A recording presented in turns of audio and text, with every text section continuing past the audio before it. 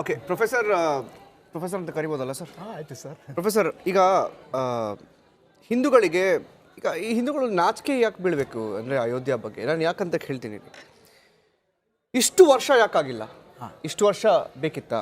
ಒಂದು, ಹಿಂದೂಗಳ ಭಾವನೆಗಳಿಗೆ ಜಾಗ ಇರಲಿಲ್ವಾ ಭಾರತದಲ್ಲಿ ಇದಕ್ಕಿಂತ ಮುಂಚೆ? ಪ್ರಶ್ನೆ. ವಾಸ್ತವವಾಗಿ ಸಾಂವಿಧಾನಿಕ ನೆಲೆಯಲ್ಲಿ ಆಲೋಚನೆ ಮಾಡೋದಾದರೆ ಭಾರತ ಬಹುತ್ವ ರಾಷ್ಟ್ರವೇ ಹೊರತು ಹಿಂದುತ್ವ ರಾಷ್ಟ್ರ ಅಲ್ಲ. Should respect our constitution.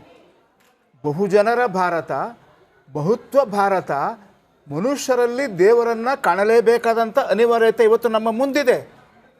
ಈ ರಾಮ ಮಂದಿರ ನಿರ್ಮಾಣದಂತಹ ವಸ್ತು ವಿಷಯನ ಯಾಕೆ ನಮ್ಮ BJPಯವರು ಅಥವಾ NDA ಸರ್ಕಾರ ಎತ್ಕೊಂಡ್ರೆ, ಇದು ಒಂದು ಕಡೆ ಪೊಲಿಟಿಸೈಜೇಷನ್, ರಾಜಕೀಯಕರಣ, ಇನ್ನೊಂದು ಕಡೆ ಕಮ್ಯುನಲೈಜೇಷನ್, ಕೋಮುವಾದೀಕರಣ ಎದ್ದು ಕಾಣ್ತದೆ, ಎಲ್ರಿಗೂ ಅರ್ಥ ಆಗ್ತದೆ. ನಾನು ಈ ಸಂದರ್ಭದಲ್ಲಿ ಬಾಬಾ ಸಾಹೇಬ್ ಅಂಬೇಡ್ಕರ್ ಮಾತುಗಳನ್ನ ತಮಗೆ ಜ್ಞಾಪಿಸೋದಕ್ಕೆ ಇಷ್ಟಪಡ್ತೇನೆ. ಒಂದು ದೇವಾಲಯ ನಿರ್ಮಿಸುವುದರಿಂದ 1,000 ಜನ ಭಿಕ್ಷುಕರು ಉಟ್ಕೊಂತಾರೆ, ಒಂದು ಗ್ರಂಥಾಲಯ ನಿರ್ಮಿಸೋದ್ರಿಂದ 1,00,000 ಪ್ರಜ್ಞಾವಂತರು ಹುಡ್ತಾರೆ, ಒಂದು ವಿಶ್ವವಿದ್ಯಾಲಯ ಕಟ್ಟೋದ್ರಿಂದ ಕೋಟ್ಯಾಂತರ ಜನ ಪ್ರಜ್ಞಾವಂತರಾಗ್ತಾರೆ. Human resource development is the ultimate development. ಆ ಕಡೆ ಯಾಕೆ ನಮ್ಮ ಕೇಂದ್ರ ಸರ್ಕಾರ ಗಮನ ಕೊಡ್ತಾ ಇಲ್ಲ?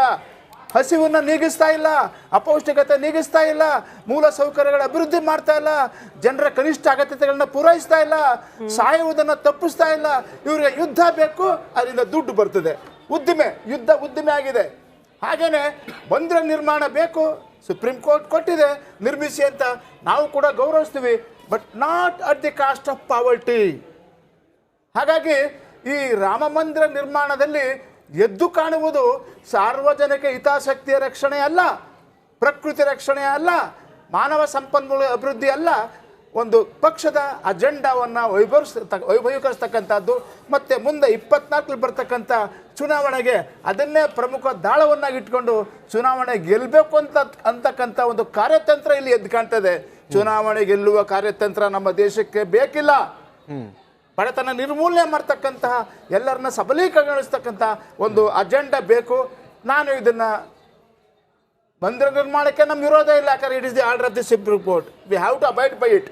ಆದರೆ at what cost, at whose cost, ಇದು ಬಹಳ ಇಂಪಾರ್ಟೆಂಟು. ಮಂದಿರ ನಿರ್ಮಾಣ ಹಿಂದೂಗಳ ಹಣದಿಂದ. ನೀವು ಹೇಳಿ, ನಿಮಗೂ ಸ್ವಾತಂತ್ರ್ಯ ಇದೆ, ನನಗೂ ಸ್ವಾತಂತ್ರ್ಯ ಇದೆ. ನಾನು construction of temple at what cost? At the cost of equality, justice, fraternity, everything. At whose cost?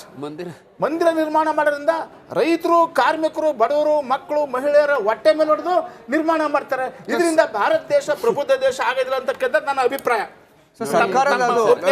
Professor, first of all ಒಂದು ನನಗೊಂದು ಡೌಟ್.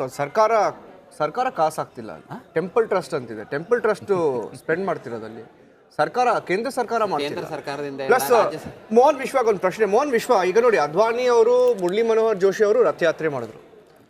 ಮೊನ್ನೆ ನೋಡಿದ್ರೆ ನಿಮ್ಮ ಮಂದಿರ ಟೆಂಪಲ್ ಟ್ರಸ್ಟ್ ಇದೆಯಲ್ಲ, ಅವ್ರು ಹೇಳ್ತಾರೆ ಅಡ್ವಾಣಿ ಅವ್ರಿಗೆ, ಮುರಳಿ ಮನೋಹರ್ ಜೋಶಿಗೆ ಇನ್ವೈಟ್ ಕೊಟ್ಟಿದ್ದೀರಿ, ಆದರೆ ಅವ್ರಿಗೆ ಬರಬೇಡ ಅಂತಲೂ ಹೇಳಿದ್ದೀವಿ ನಾವು, ಯಾಕಂದರೆ ಅವ್ರಿಗೆ ವಯಸ್ಸಾಗಿದೆ ಅಂತ. ಯಾಕೆ ಅವ್ರು ಯಾಕೆ ಬರಬಾರ್ದು? ನೋಡಿ, ಅದು ಅಲ್ಲಿ ಮಿಸ್ಕಮ್ಯುನಿಕೇಶನ್ ಆಗಿದೆ. ಅಡ್ವಾಣಿ ಅವರಾಗ್ಬೋದು, ಮುರಳಿ ಮನೋಹರ್ ಜೋಶಿ ಅವರಾಗ್ಬೋದು, ವಯೋ ಸಹಜ ಅಲ್ಲ, ಕ್ರೆಡಿಟ್ ನಮ್ಗೆ ಬೇಕು ಅಂತಲ್ಲ ನಿರಂಜನ್, ಅದು ಇಡೀ ಸಮಸ್ತ ಹಿಂದೂ ಸಮುದಾಯಕ್ಕೆ ಬೇಕಾಗಿರೋ ಕ್ರೆಡಿಟ್ ಅದು. ಇವತ್ತು ದೇವಸ್ಥಾನ ಕಟ್ತಾರೋ ಸರ್ಕಾರದ ಹಣದಲ್ಲ, ಹಿಂದೂಗಳು ಡೊನೇಟ್ ಮಾಡಿರುವಂತ ಹಣದಲ್ಲೇ ದೇವಸ್ಥಾನ ಕಟ್ತಾ ಇರೋದು. ಅದಕ್ಕೆ ಮುಸಲ್ಮಾನರು ಡೊನೇಟ್ ಮಾಡಿದ್ದಾರೆ, ಹಲವು ಕ್ರಿಶ್ಚಿಯನ್ರು ಡೊನೇಟ್ ಮಾಡಿದ್ದಾರೆ. ಇದನ್ನ ಅರ್ಥ ಮಾಡ್ಕೊಬೇಕು, ಆಯ್ತಲ್ಲ. ಅವ್ರ ವಯೋಸಹಜ ಸಮಸ್ಯೆ ಇರೋದ್ರಿಂದ ಆ ರೀತಿ ಹೇಳಿದಷ್ಟೇ ಬಿಟ್ಟೆ ಮತ್ತಿನ್ನೇನು ಇಲ್ಲ. ಅಲ್ಲ, ಮಿಸ್ಕಮ್ಯುನಿಕೇಶನ್ ಆಗಿದೆ ಅಷ್ಟೇ. ಅವ್ರಿಗೆ ಇನ್ವಿಟೇಷನ್ ಹೋಗಿದೆ, ಅವ್ರು ಬರ್ತಾರೆ. ಈಗ ನೆಕ್ಸ್ಟ್ ಬಹಳಷ್ಟು ವಿಚಾರಗಳು ನಮ್ಮ ಕಾಂಗ್ರೆಸ್ನವ್ರಿಗೆ ಏನೋ ಇದ್ದಕ್ಕಿದ್ದಂಗೆ ಇವಾಗ ರಾಮ ಮಂದಿರ ವಿಚಾರದಲ್ಲಿ ಬಹಳ ಸಿಂಪತಿ ಶುರು ಆಗ್ಬಿಟ್ಟಿದೆ. 2019 ಜಡ್ಜ್ಮೆಂಟ್ ಬರೋದಕ್ಕೆ ಮುಂಚೆ ಒಂದೇ ಒಂದು ಸೆಂಟೆನ್ಸ್ ಈ ರೀತಿ ಮಾತಾಡ್ತಿರ್ಲಿಲ್ಲ ಅವರು. ಕೋರ್ಟ್ಗೆ ಹೋಗಿದ್ರು, ರಾಮ ಎಲ್ಲರಿಗೂ ಬೇಕು, ರಾಮ ನಮ್ಮವನೇ ಅಂತ. ಏನು ಇವಾಗ ಪೂರ್ತಿ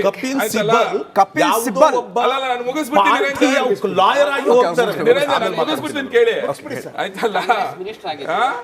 ಸೊ ರಾಮನ್ ಮೇಲೆ ಇವಾಗ ಅದೇ ಎಲೆಕ್ಷನ್ ಟೈಮಲ್ಲಿ ಹಿಂದುತ್ವ ಬರುತ್ತಲ್ಲ, ಹಿಂದೂ ದೇವರ ಮೇಲಿನ ಭಜನೆ, ಅದು ಮಾಮೂಲಿ. ಅದು ಇವಾಗ ರಾಮ ಮಂದಿರ ಟೈಮ್ ಯಾವಾಗ 5 ಸ್ಟೇಟಲ್ಲಿ 3 ಸ್ಟೇಟಲ್ಲಿ ಸೋತ್ರಲ್ಲ, ಅವಾಗಿಂದ ಇವಾಗ ಮತ್ತೆ ಶುರು ಆಗ್ಬಿಟ್ಟಿದೆ.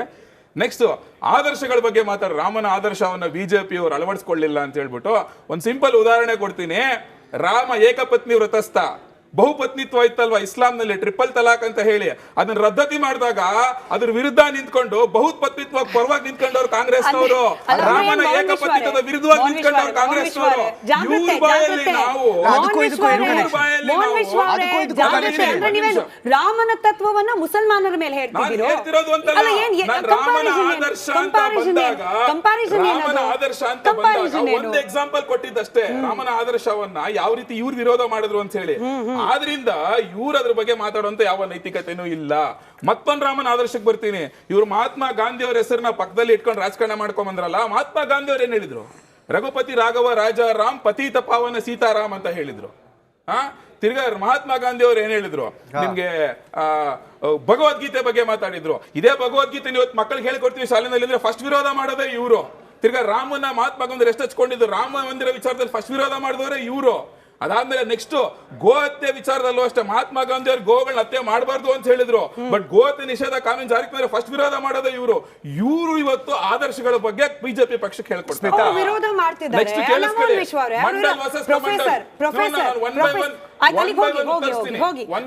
ಒಂದ್ ಪ್ರಶ್ನೆ ಕೇಳಿದ್ರು ಮೋಹನ್ ವಿಶ್ವ ಅವರೇ ನಿಮ್ಗೆ. ನೋಡಿ, ಈಗ ರಾಮ ಮಂದಿರ ನಿರ್ಮಾಣ ಮಾಡಬೇಕು ಅಂತ ಹೇಳಿ ಕೋರ್ಟ್ ತೀರ್ಪು ನೀಡಿದೆ. ಬಿಜೆಪಿ ಏನ್ ಮಾಡ್ತಿದೆ? The power of faith and tolerance, ಹಿಂದೂಗಳ ನಂಬಿಕೆ ಹಾಗೆ ಸಹನೀಯ ಶಕ್ತಿ ಇದೆಯಲ್ಲ, ಅದನ್ನು ಓಟ್ ಆಗಿ ಪರಿವರ್ತನೆ ಮಾಡ್ಕೊಳ್ಳಿಕ್ಕೆ ನೀವು ಹೋರಾಟ ಮಾಡ್ತಿದ್ದೀರಾ? ಪ್ರಶ್ನೆ ಕೇಳಿದ್ರು ಪ್ರೊಫೆಸರ್. ಅಲ್ಲ, ನಾವ್ ಯಾಕೆ ಅದನ್ನ ಓಟ್ ಕನ್ವರ್ಟ್ ಮಾಡ್ಕೊಳ್ಳೋಣ ಮೇಡಮ್? ಬಿಜೆಪಿ ಸರ್ಕಾರ ಇದ್ದ ಸಂದರ್ಭದಲ್ಲಿ ಮಾತ್ರ ರಾಮ ಮಂದಿರ ನಿರ್ಮಾಣ ಕಾಂಗ್ರೆಸ್ನವರಿಗೆ ವಿಶ್ವಾಸವೇ ಇರಲಿಲ್ಲ, ಅದ್ರ ಬಗ್ಗೆ ಪ್ರಸ್ತಾಪನೆ ಮಾಡ್ತಿರ್ಲಿಲ್ಲ. ರಾಮ ಮಂದಿರ ಅಲ್ಲ ಅಂದ್ರೆ ಕ್ರೆಡಿಟ್ ಪಡ್ಕೊಳ್ಳೋ ಪ್ರಯತ್ನ ಪಡ್ತಿದ್ದೀರಾ? ಆಬ್ವಿಯಸ್ಲಿ, ಯಾಕಂದ್ರೆ ನಾವು ಮ್ಯಾನಿಫೆಸ್ಟೋನಲ್ಲಿ ಹಾಕಿದ್ವಲ್ಲ ರಾಮ ಮಂದಿರ ನಿರ್ಮಾಣ ಮಾಡ್ತೀವಿ ಅಂತ ಹೇಳಿ. ನಾವು ಹೇಳಿದ್ರೆ ನಾವು ಮಾಡಿದೀವಿ. ಮತ್ತೆ ಇನ್ಫ್ರಾಸ್ಟ್ರಕ್ಚರ್ ಬಗ್ಗೆ ಮಾತಾಡಿದ್ರು, ಬಡತನದ ಕಾಸ್ಟ್ ನಲ್ಲಿ, ಆಮೇಲೆ ಸೋಷಿಯಲ್ ಜಸ್ಟಿಸ್ ಕಾಸ್ಟ್ ನಲ್ಲಿ ರಾಮ ಮಂದಿರ ಬೇಕಾ ನಮ್ಗೆ ಅಂತ ಹೇಳ್ಬಿಟ್ಟು.